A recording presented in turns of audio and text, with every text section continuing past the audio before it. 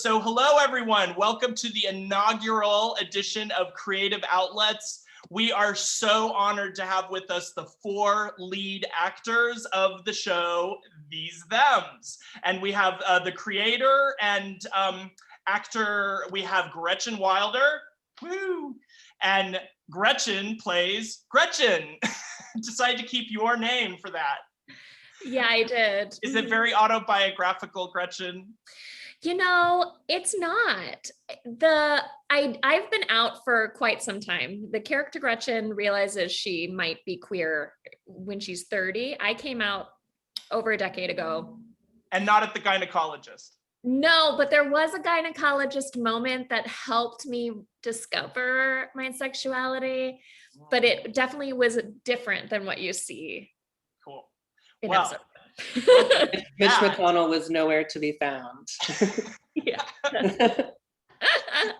And we have a Gretchen's wingman in the show, played by Nicholas Park, Kevin. And how'd you get the name Kevin? And I know that you know Gretchen from before. I think you've acted with her on stage, but how did you get involved in the project, Nick? Yes. Hello, Nick, coming at you. You can just call me Nick. Nicholas sounds like I'm in trouble, and I don't like that. I'm not in trouble, right? No, Gretchen and I actually met during her time here in New York. We were both stage actors primarily, and we met during an off-Broadway musical called Bedbugs, which was far more entertaining than it sounds. It was actually one of my favorite shows I've ever done. So yeah, we were in that show together, and then Gretchen wrote this amazing script, and I was just looking for ways to help. So I was like, I'll read stage directions. I'll do like whatever you need. I'm here for you because I love helping other artists make their work. And then one day she asked me to step into the role of Kevin, which was actually written sort of around another actor, but unfortunately he wasn't able to make it. So I stepped in. And I know the actor, he's phenomenal. But I'm very grateful that he wasn't able to do it because it was a gift for me. So maybe he'll find his way. Season 2, he'll appear as a totally different character. Ooh. All right, and Vico from Puerto Rico, how did you find your way to the project? I met Gretchen during a Lesbian Love Octagon musical. She traveled from New York to LA to work on it. And I remember in rehearsals, we were all like, learning the music. And she was learning the music too, but she also had her laptop and was like, and I was like, what's going on in there? Why are you typing so much? And I was like curious. So I started, asking, and they told me about these thems. And I was like, oh, I want to read the script. And then when I read it, I was like, I really like Vero, but it's already been cast, and it's, the ship has sailed. And I kept showing curiosity for the show, and was like, hey, we need any other roles to audition for. Like, I wouldn't mind reading for something. And and then something also happened with the actor who was gonna play for Vero, and she stepped in and was like, you want to read for it? And I was like, I'm ready. Let's do it. I'm so surprised. I would have thought the part was written for you. You're so perfect in the role. I can't imagine it with anyone else. It really, when I read it, I was like, oh, it's speaking so much to me. And I really want it, but I was like, I don't want to put pressure on it. But when it happened, I was like, yes. But the name, Vico and Vero, it's so close. I thought that you kind of might have inspired the role. Not at all, not at all. And what's wild, it's a name that also, like, the name that I was given at birth is Victoria, and then same with Vero, Veronica. It's a name that people always like switch around with me too. So it's kind of like, it was meant to be. Vero, Vico, ready. Totally. Yeah, it was like total divine timing, or like some sort of like, future self was up here like, name them Vero. And I was like, all right. You manifested it. All right. So. Well, and last but not least, I saved Shaan for the last because our friendship goes way back, because I knew Shaan when he was at film school, and I worked there. And Shaan, and my former neighbor as well. So thanks for rounding up the gang for us, Shaan. How did you find your way to this project? Yeah, no sweat. So my character had been cast before. The actor had to pull out because of some other project. And then Gretchen reached out to a friend. Gretchen was in New York, reached out to her friend in LA. and was like, I'm looking for somebody for this character. And the sides landed in my lap. And I was like, all right, yeah, I'll audition. And I think, I don't know if it was a week or two later, I got the call that I booked it, which was so amazing because similar to Vico, as soon as I read it, I connected completely with the character and with with all the characters and the story and the comedy of it. And being someone who's that has a production background, like who's also written, it's not easy to find like well-written scripts. And as soon as like page one, it's like the comedy was like right there. So I just knew, I was like, I really hope I booked this because I knew off the bat it was such a special project. Yeah, Shaan, and you play Asher, and that almost sounds like the name was sort of a reworking of the letters of your name, Shaan to Asher. I got to pick that name actually. Okay. The original name of the character was Ford. Okay. And I was like, I am not a Ford. Gretchen totally recognized that and actually asked me, hey, what do you think? Because for a lot of trans people, we get to name ourselves. And so we had a conversation about what do you think this person would name themselves? And so I went through a few different options and finally landed on Asher. And I asked her what she thought about it too. And she said, I think that sounds great. I love that name. Yeah, cool. I love the name too. Yeah. So all of you are so perfect in your roles. And how long did production last? Because most of you are based in LA now, right? 3 out of the 4 of you. Nick, you're zooming in from New York. Gretchen, Correct. you recently moved to LA. But this show was shot in New York. So did you get all 7 episodes, right, done in New York in one fell swoop, or did you do it intermittently and you have to keep flying back to New York? Or Oh, there's no money for flying back. We had to cram this sucker in. We had 11 shooting days, 2 days off in between. So a total of it was December 1st through the 13th of 2018 when we filmed it. Yeah. And part of the super thin production budget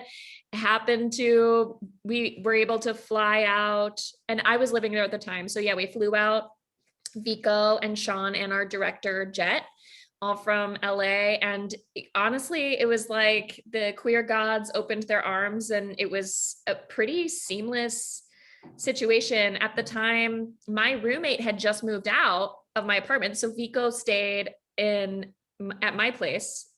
And then Shaan was staying with family, I think, right? And Jet was staying with a friend of the show. So it like worked out really, really well. so And where did you get the concept for the show? Okay, so I as Nick had said before, I've been a theater actor for a really long time, and I was actually doing a musical out in North Carolina. Lots of like weird closed loops in this, but in North Carolina when Trump was elected, and I lost my mind. I saw that. I saw your YouTube video. Your All You Want for Christmas is Hillary video. It's hilarious, everyone. You got to watch it. Go to GretchenWilder.com and watch her Christmas wish video. Thanks. Yeah, so I was at a place where I had like been doing a lot of sketch and trying to do little videos, and nothing had really taken off. And after Trump was elected, I was like in this show where I felt like I was playing a bunch of different characters, and they were all female tropes. And I was just so like, really, is this what I'm committing my life to? I feel like I could make something better than this. And I also just wanted to make something for my community, and something that would be able to be like watched and enjoyed by people outside of the community as well.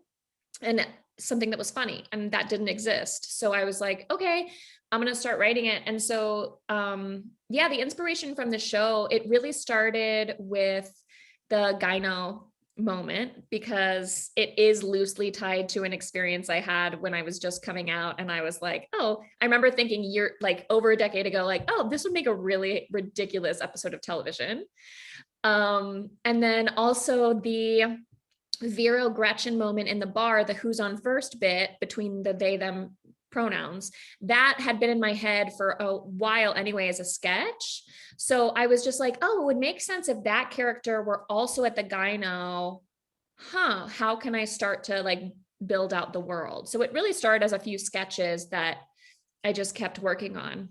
I love, one of my favorite episodes is the gender reveal party. Was that also a sketch you had in mind for a while? No, that came much later in the process. And that episode I fought for so hard. So many people told me to cut it because throughout the rewrites, and that's why rewriting, like writing is rewriting. And during all these rewrites, I wasn't nailing it correctly. Like in early versions of the episode, the women of the gender reveal party were awful, and like, what is it, Sherry, Shelley, and Daryl? Daryl. That's hilarious. Yeah. And can you tell them all apart? No. Right.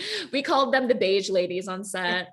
But yeah, so that was something where I just had to keep doing it right, because I didn't want anyone to feel alienated or vilified when they watched it. And so I was like, okay, we can poke fun at these ladies, but I do want them to be redeemable. So yeah, but that one I had to fight to keep in. I'm so glad I did, because it's my favorite episode contains probably the most brilliant, helpful line to learn about pronouns. The part where Vico drops the keys and says, "Oh, look, somebody dropped their keys." And then Vico says, "Did they now?" And then kind of does that wink or that knowing. I mean, brilliant. I love all the episodes. My second favorite is definitely the burlesque number, Gretchen, and I'm sure that must have, your past experience must have came in handy for that. That was so much fun. Thanks. Yeah, that was a crazy day. Vico was on set for that day, and we had the least amount of time at that bar, and we had no holding space. So everyone was crammed into the space. One of my best friends brought his dog. I was like, "No, what are you doing?" And we actually filmed the whole scenes beforehand within a few hours. We had 45 minutes to film the fantasy sequence. Wow. So literally, one take. Well, it was a couple takes because the song was pre-recorded, so it was just lip syncing, and we just did it for 45 minutes on loop. But it's crazy because I was like, "Are we gonna get this? Like, is this gonna have to be green screen? Like, what's happening?" But got it. And so, Shaan and Nick and Vico, were there any parts of the characters that you ad-libbed or improvised or maybe brought your own insight to it and changed some of the dialogue? At the end of the episode 3 montage of explaining all of the gender identities and sexualities, I added chapstick lesbian. I never knew about the chapstick lesbian, so thank you. I've learned a new term. I added the tortillera bunch. And now that it's been a process, but now that I know more Spanish, like slang stuff, like for second season, I'm like ready for more shenanigans. But that one, I was like, I know one, so I'm gonna say that one. So that's that. I did not make up any. I wish I could have. I was like, this is just already so great. So I really don't think I made up anything. I just stayed to the script. But yeah, it was all there. It was all there. And I've read some of your scripts you've written, Shaan, and some of them dealing with coming out as a trans person. So it's interesting. You were perfect for this character. I think, you've gone through some of that and you've written scripts about it. So, and I've seen you in some of your other web series. So it's exciting. Yeah, well, I will say, like, the way that it was handled in this show was very unique.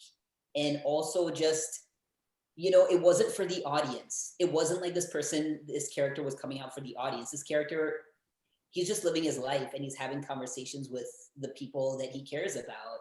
And it's just very organic and very natural. And he's just trying to figure out, like, even though some part of him feels like he's figured himself out, there's a lot he's still learning. And I think that is something we don't always get a chance to see. So I really appreciated that aspect of the script. And that's one of the things I connected with a lot with this character.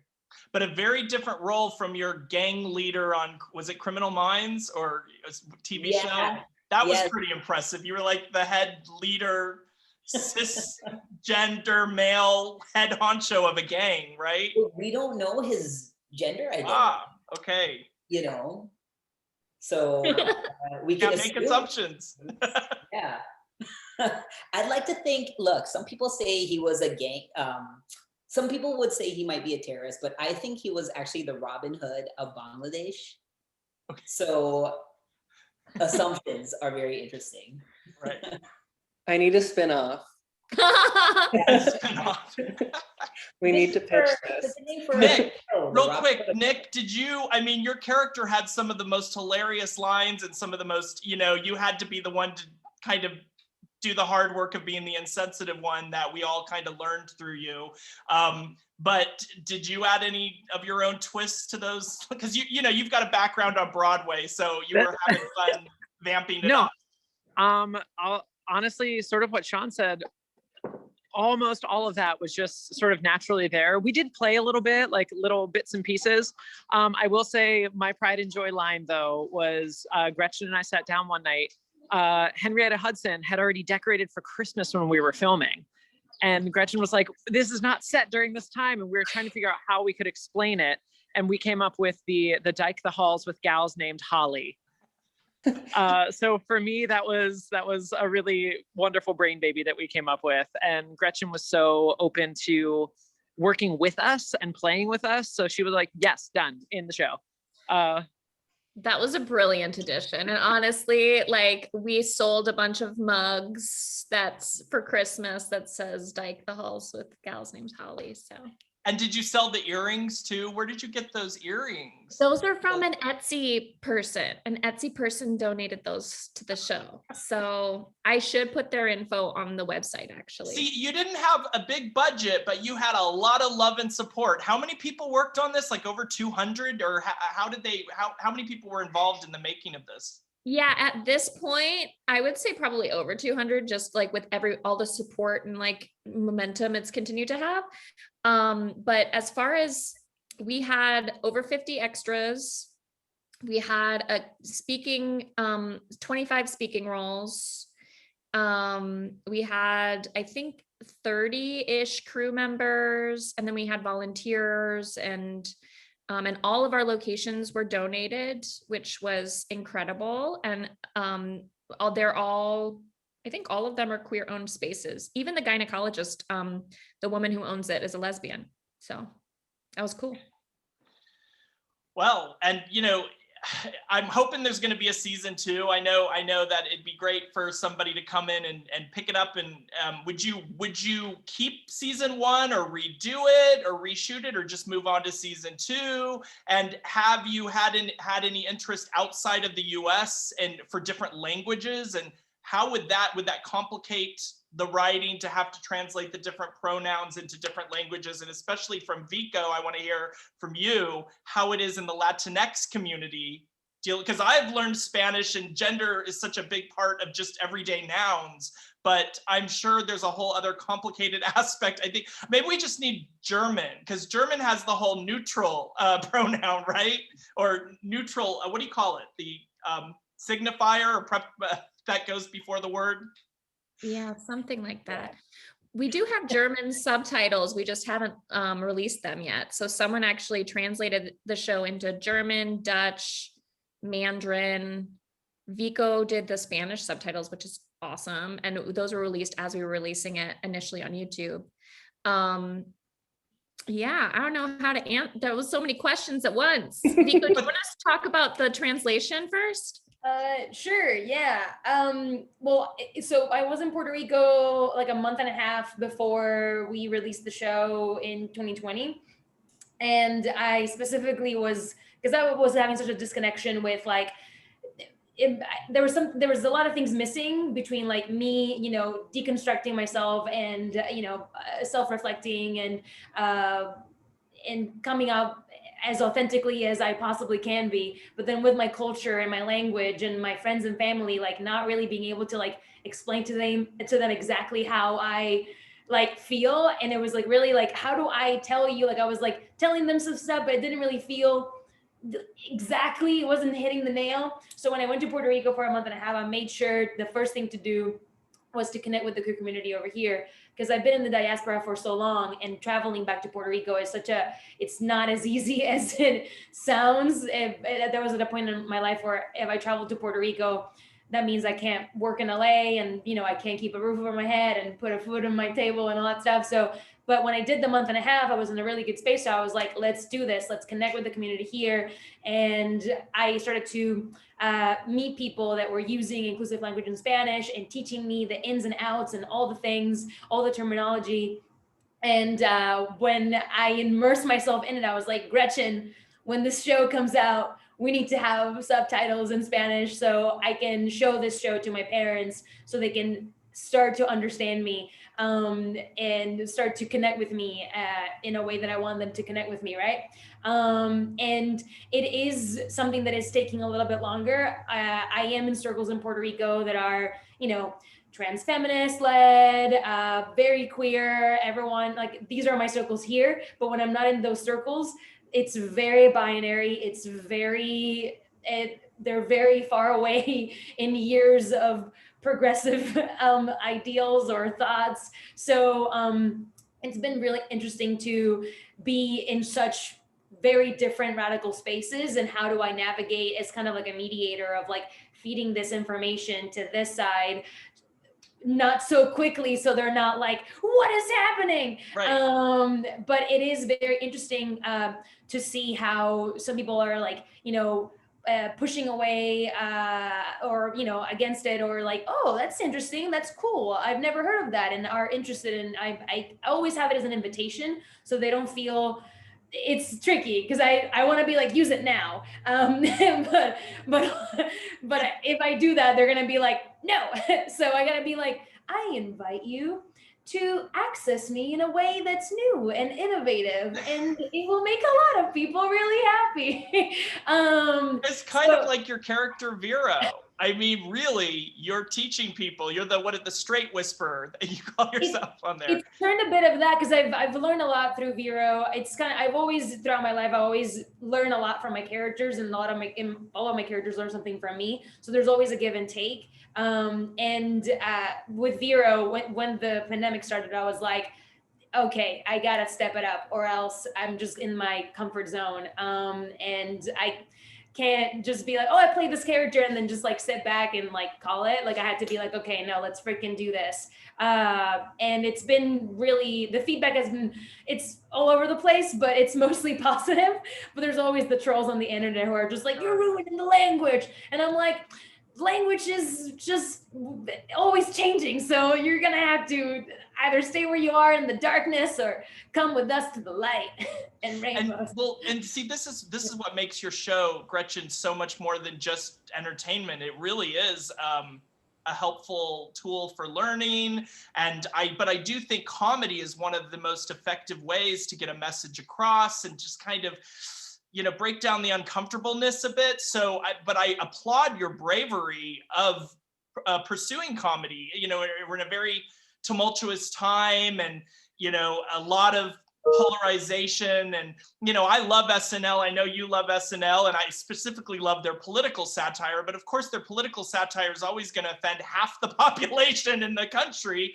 But what I wanted to ask is things like, when you're writing comedy, how do you know how far you can take it without stepping over the line? Do you have your own sort of internal guide to that? Or like you mentioned, getting feedback for the gender reveal episode, you trying to make sure you show the humanity in the characters and don't completely vilify them. Yeah, well, comedy is hard. Comedy is very hard.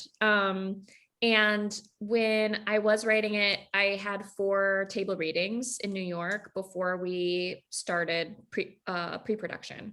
So, and it's hard writing comedy, but it's really hard. I found it's really hard writing comedy for queer folks, because it's like, I don't want to offend anybody. Like I'm confident that the work speaks for itself in that the intentions are of the highest, like obviously it's best intentioned, but it's tricky. And then no matter what, you're going to miss something. Like that's something people told me throughout the process. They were like, not everyone is going to agree with everything or love everything, and you just have to learn that that's okay. I'm just very sensitive about it. But yeah, I mean, it was a lot of trial and error, and also listening, you know. I mean, I feel like I wanted to tell this story from a perspective of a queer femme, because even though I'm white and cis, I haven't seen myself represented on TV, because I haven't seen a queer femme on TV who has romantic trysts with like Mask of Center people. Like, you just don't see it, which is crazy. So knowing my, like, accepting or addressing my privilege and addressing, you know, where I am on the gender spectrum, I wanted to make sure that the story was told right. And that's like very much a result of the amazing creative team that was brought on, in addition to these wonderful cast members. But yeah, it's hard to navigate comedy. And even as we are tackling season 2 right now, it's like been hard for me because I haven't felt very funny during this pandemic. I'm just like trying to get through. And so it's like, so you are in development on season 2. You're writing the scripts right now. How many episodes are we at? Or we're seeing, well, Shaan is in the writer's room, in addition to TL Thompson, who plays TI, the DJ. Right. Oh, so they both that scene when you show up when you're ugly crying and delivering the bagels, and yeah, that was great. Oh goodness. poor TV me.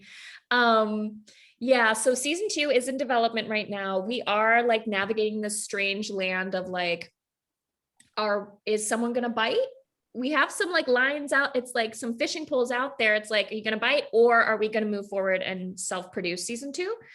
We're in, we are trying to navigate that ship while like writing in the direction of self-producing season 2, while also being able to be flexible in case someone with dollars comes on board and wants to help navigate that as well. But yeah, we've had a read through already of a draft, of a very first draft. Gretchen, you shouldn't have given away all your dollars doing that Hilly on the Street sketch. You were handing off dollars to everyone. That was the last of my savings, I tell you. That was it. So I was also really interested when I saw some of your bios coming from the live entertainment world and theater. Most of you have a theater background. And so I'm also kind of interested, because this is also for the film festival, kind of what your thoughts are on the differences between the two, of when you are working on a stage project and working for something that's going to be on film. Nick, you want to start with that? I feel like I can speak to this a little. Yeah. No, I will say Gretchen did a wonderful job. I know this was my first major project, so I actually don't know a ton about the film world. And I was told that doing read-throughs is like something that never happens, which why not? So having all these read-throughs, these developmental reads, was so incredibly helpful.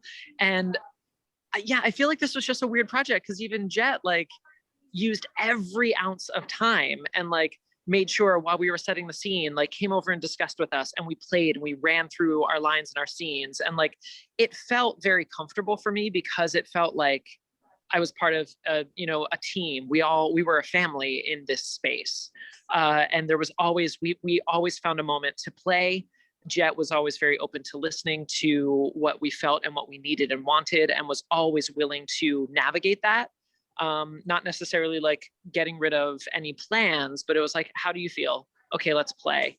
It was one of the best theatrical experiences of my life. Whether it was, there were cameras around, but it felt very, very much like home for me, because I did feel like I was making something, which you always feel like when you're on stage, even if you're doing a revival or something like that. Every voice matters, every performer matters. And it really felt like that. I have to say my favorite scene is you in the bathtub crying.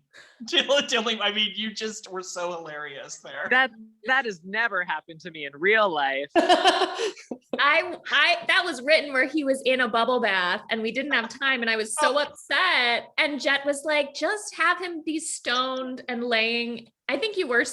Yeah, anyway, there was no water, but I was very upset about it. I was like, but it's a bubble bath. Season 2. Bring back. Fine. Wait, what, Nick? Sorry. I said I filled the tub with my tears. It's fine. Don't worry. Great. Yeah. Well, similarly to Nick, this was my first filmmaking project too. I mean, I've done little bit roles here and there on little projects, but I was shocked when I was like, wait, feature films or full series like this, there's not like rehearsal time? What? It was mind-boggling to me because I'm like, especially for a comedy, because it's all about timing. And Jet assured me if the timing was off, the editor would fix it. And sure enough, that was true. Our editor was great. There were a couple scenes where I felt like I just had a pie in my face. And then I watched it and I'm like, that's hilarious. So movie magic, I guess. Shaan, now, what was it about this story that you wanted it to be a series as opposed to any other kind of medium? Well, I've gone back and forth about it a lot, honestly, because parts of me feel like if it had been a feature film, maybe it would have reached more people by now. I'm not quite sure. But I did want to do a series because I want to have a TV show. And Lucille Ball is my everything. Yes, Curve magazine called you what? The queer Lucille Ball. You must have loved that. Thank you. Thank you. I have a tattoo of it. No, I'm just kidding. But I also liked the idea of a series because I wanted to develop these characters more and expand the world. And there's only so much you can do on an indie budget. And so my thought was, if it's an ongoing series, then doesn't have to be an end. It can have more life to it than just a feature. That's why I love episodics too. I want it to go on and don't ever leave me. I have abandonment issues. I fall in love with the characters. I never want them to leave. And TV is where it's at now. Let's face it. I mean, our whole world has now had to revolve around the TV during the pandemic, but the streamers are definitely, at the head of the game right now. So TV, you're smart to do it as a series. And now something we were going to ask everyone, Dean, this is our first episode, and we hope to continue this throughout. But we were curious as to kind of what was the piece of culture that first got you into queer culture. Like, for example, for me, it's just, it's the 30th anniversary of Madonna's Truth or Dare. And that was like, I danced around my kindergarten classroom in like a bridal gown, singing like a virgin. So I've loved her ever since day one, but that was definitely like a landmark that I was like, oh, like piqued my interest. So this is a truth or dare question, by the way. You can either choose to answer the question or you have to do a dare on Zoom right now. Okay, great. I feel like I'm talking a lot. So Shaan, you want to start? Yeah, it's such an interesting question because my first reaction was like, I cannot point to an experience like that because I didn't see a whole lot of transmasculine representation in media. Like there was just like nothing when I was growing up. And the first thing that came to mind where I was like, I felt connected to someone in media was Ellen. That was the first time I was like, and so this was in her sitcom days. This was prior to like talk show days where I was like, I saw her before she came out, if that makes sense. I knew who she was. And it's interesting because everyone at the time was like, oh my God, you remind me of Ellen. You remind me of Ellen. She's so funny. And I was like, oh my God, do they know? Like, even though, yes, lesbian identity, trans mask identity is like two different things, but there's some crossover there. And so when she came out, it was like the thing that I knew. I was like, I knew because I could see her. But it was also terrifying because I felt like I wasn't ready to be like fully visible yet in who I was. So it made me want to hide even more. So it still took time for me to like come through and feel like comfortable in my skin. But as far as media, like I felt hopeful, especially like after her talk show came out and she was starting to get recognized really for the person that she was. That's what made me feel most hopeful because now she was being celebrated as a human being, and that was great to see. On my end, I was 21 when I came out, and I came out in Los Angeles already 3 years into being almost 4 years into being in LA. Wait, 17, 18, 19. Yeah, it's been a second. Anyway, I moved out of Puerto Rico at almost 18. And before then I had no knowledge. The only few people that I knew were gay were some of my parents' gay theater friends. And that was fairly hush hush. It was like, we knew about it, but we didn't talk about it. I moved to LA and then start meeting people. And I was like, this is interesting. This is like tapping something in me. And then I came out at 21. And because I was still very green and I had no idea whatsoever where to go or what I was doing, the first lesbians friends I had were like, you gotta watch the L Word so you can catch up to us. So the L Word was the first thing that I was like, oh, this is how it's gonna be like interesting. And there's a lot of things that are still, they're very real from the L Word. Some other things did not age well, but yes, the L Word was one of the first things that like was like, queer culture. Okay, cool. Here we go. And it's so great. The L Word's back, and you all need to be auditioning for the second season or whatever. Yes, I agree with you. Love it. Generation Q. Okay. Who's next? I'll go. I have no idea. Literally, this is something I've never really thought about. I guess my first media gay experience were the Abercrombie and Fitch ads for jeans where they were never wearing jeans. Okay. Like, it's weird. It's weird. They were never actually selling those jeans.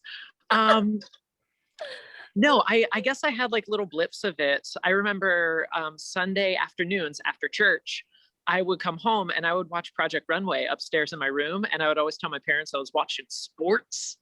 But having a lot of the designers on that show were queer people, and especially gay men, and seeing them do what they loved and be accepted and celebrated for who they were, or it wasn't really, it just wasn't a big deal, was always very comforting for me. And as an artistic person myself, I sort of dabble in many different things. So to see that, I was like, oh, and I had a gay uncle growing up, but again, my family, it's not that we didn't talk about it. We just like didn't talk about it. So I didn't fully realize that he was gay and my Uncle Greg was not his roommate until I was a little bit older and I processed it for myself. And I asked my mom about that. And she was like, well, we just like, we didn't not talk about it. I'm like, yeah, but we also didn't talk about it. So yeah, I'm very big on youth and communicating with them. Sorry, can I tell a random tangent story? Edit it out later, don't worry. I occasionally babysit. So go for it. It's fine. I occasionally babysit these two brothers here on the Upper East Side, and we were walking the other day, and the older of the two asked me. He's like, I'm a boy. I'm a he, and I was like, okay. He was like, some of my friends are she, and I was like, cool. And he was like, and some of my friends are non. And I was like, where did you hear that? And I was like, do you mean non-binary? And he was like, yeah, they're not boys or girls. I'm like, or sometimes they're boys and girls or they. And like, we had a whole moment about it, but I was like, you're 5. And it got me so excited because when I was 5, like that would not have been a thing. And he like just has a beautiful family that raises him well. But yeah, random side note, like it's just exciting to think that kids today may not have to go through those uncomfortable phases that we all had to. And they'll be able to see themselves in media that people like Gretchen and Shaan and Vico and myself occasionally. But no, we're writing it, we're making it, we're doing those things to give people moments to see themselves, because we never really had that. And it's so amazing and important that we're making that for, you know, the young wees that are out there in the world. I love that. I love that. Thank you for sharing that. And I feel like this show is very much providing that language for people too, because, you know, even, you know, Vico, I remember you were saying you wanted to show your parents the show. And like, I actually watched the show with my parents too, because I was like, this is such a great inviting way to help teach people and invite them in a way, I feel like, because it's also funny and entertaining and approachable. That's really sweet. Thank you. And thanks for showing your folks. There's actually been a ton of people saying that they've shared the show with their parents. And honestly, when I started crowdfunding for this, I didn't tell my parents that I was doing it, because I come from a Christian Missouri background. And something that really helped my relationship with my parents was them seeing the show.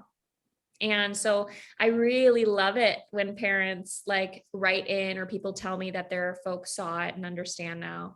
So that's really cool. Now, what about you, Gretchen? What is the culture that got you into queer culture? I got a little teary-eyed for a second.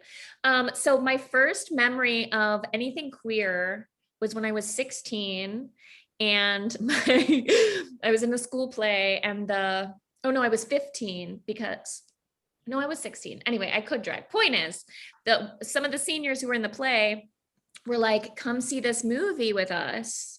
And I was like, okay, what is it? And they're like, we're not going to tell you, but it's a late night screening. I don't know why my parents let me do this, but it was a midnight screening in St. Louis. And they were like, we're all Black. I was wearing Abercrombie and Fitch shorts and a black tank top. Thought I looked very edgy.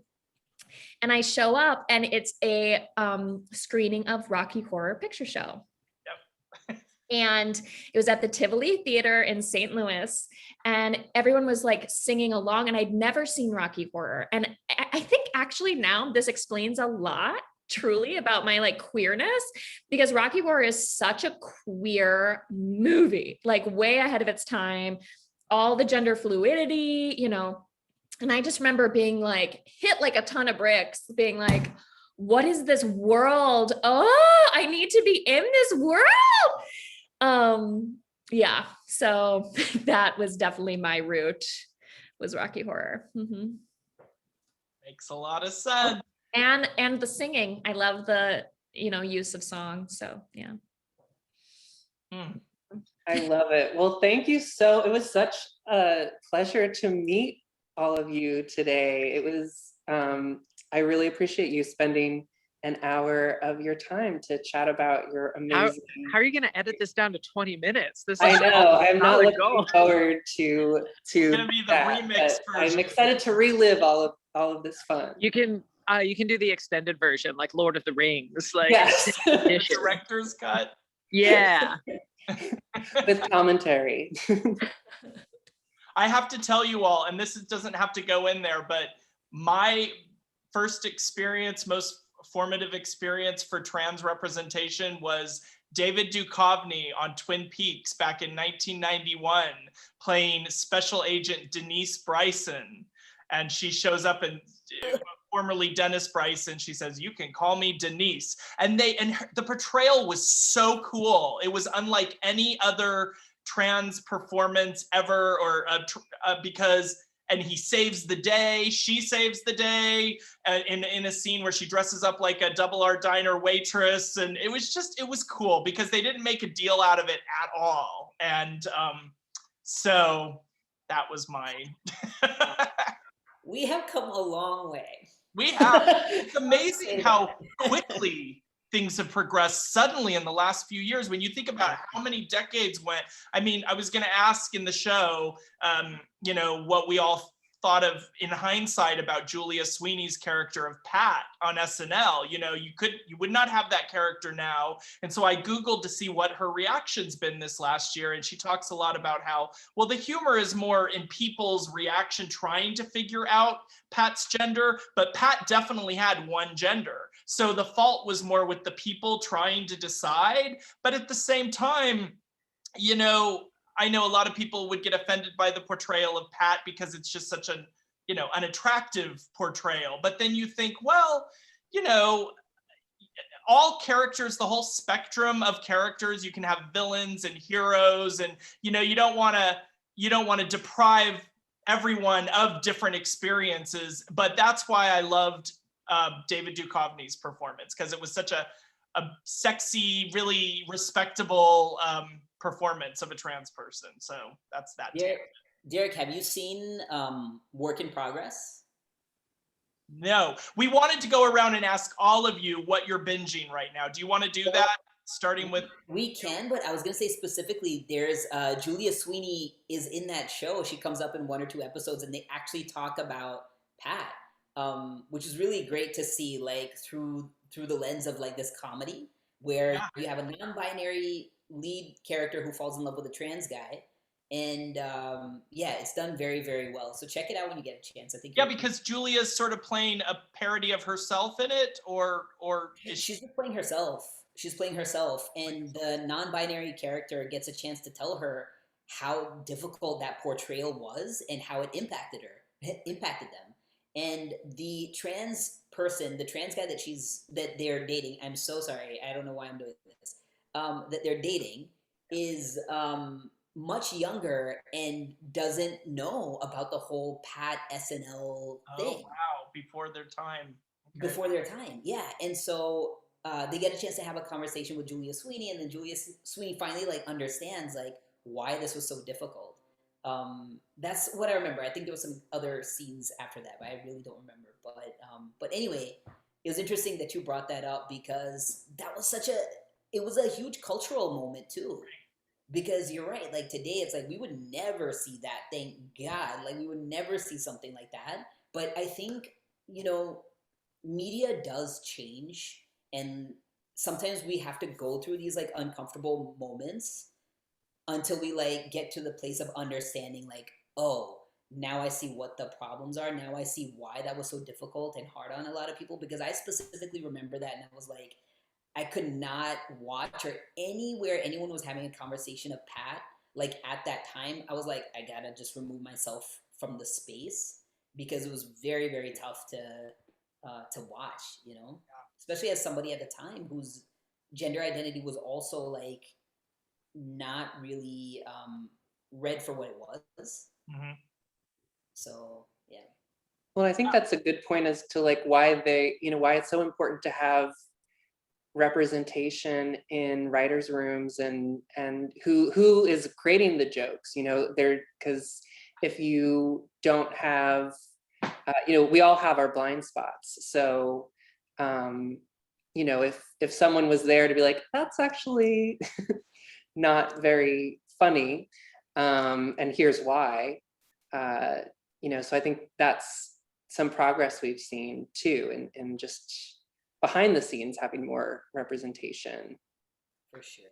Yeah. Sure. So anyone want to talk about what they're binging or just finished and that they're loving right now?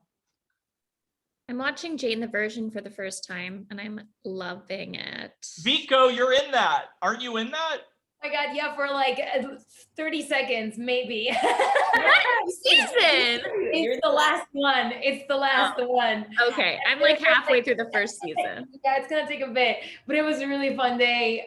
Gina's fucking great. I love her to pieces. I hope one day we can be in a movie together, but you know, it's just manifesting it. Jane the Virgin is amazing. Yes, I'm currently binging The Nevers on HBO. I finished watching Generation, which is incredible. I'm on the first episode. It's wonderful. Oh, good. I also am like halfway through Jupiter's League. I've been watching, and now I'm liking. I binge hard, and I just get them done, you know. So like, these are the ones that I can remember right now. Well, speaking of Jane the Virgin, I am binging Justin Baldoni's new audiobook, Man Enough. And he's actually talking about, just came out like a week or two ago. Time is weird, something like that. But it's really, really good. And he's talking about masculinity. And he's also talking about like time when he was on set, feeling like he's like having imposter syndrome because he felt like he wasn't good enough as an actor. And how when he finally started opening up to his co-star Gina Rodriguez, how that actually built like a stronger relationship and how his performance actually got better because of it. So it's a great listen. I've got the audiobook, so yeah, audio counts. Podcasts, I'm addicted to them. For sure. Nick. I'm a big binger. I always need the TV on in the background. So right now I'm going through Modern Family. That's my big one. I love a comedy, and talk about things that have aged over time. Some of the comedy from 10 years ago, more than that they had in the first couple seasons was cringeworthy, but they've grown with the times. My husband and I were really big on It's a Sin. He also got me into Veneno on HBO, which I think I have one episode left, so don't ruin it. I do say though that if you're gonna watch that one, like prepare yourself, because like I wanted to binge that one fast, and it's hard to binge fast. You gotta go episode. I would say that one wasn't so much a binge. It was more of like I'll watch like an episode every couple days, but like I've been very focused on it. And Search Party. Have you guys watched Search Party? Yo, Search Party, like those characters are the worst kind of stereotypes, but they are done so well, and I die a little bit every time. Nice. Yes, I'm just such a big fan of everyone in that show. It's so funny. It's so good. No, and yeah, I just got done binge watching this amazing web series called THEMS. So oh my God, I've heard amazing things. Nice. I really hope there's going to be a second season because, and bring back Goldie. Oh, I love Goldie. So yes, Goldie is so hot. What? Yes. I was just saying yes, please bring back Goldie. I wasn't really noticing. Goldie Peacock. When we watched the first season, I was like, wow, I think like my personal Vico, like low-key crush on Goldie is like kind of showing throughout the series. I need to be a bit more casual about. So I'll go back and rewatch and see if I can spot those telltale signs. Nice. Writer's room is taking notes right now. Yeah, bring back gold. Got it. Well, yeah. Also, Goldie's partner end up being a producer, so I'm definitely bringing back Goldie.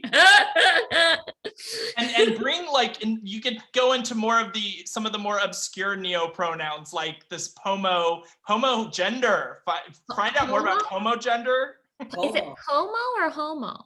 Pomo, like postmodern.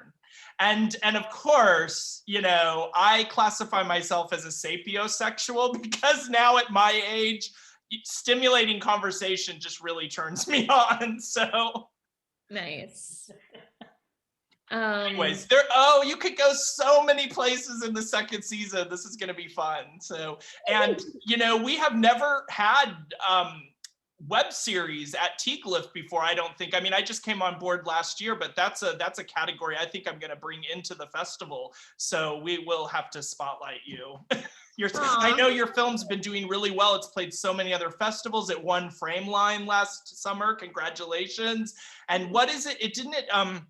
It received a mention for GLAAD's list of most important series of, was it 2019 or? Mm-hmm. It was on the list of, top trans stories to watch. Mm-hmm. That's exciting. Well, you've taken the country by storm, and it sounds like you're going to take the world by storm. So good luck to all of you. And, you know, you are our very first episode. So thank you. Thank you for being our test subject. Thanks thank for you having very us. much.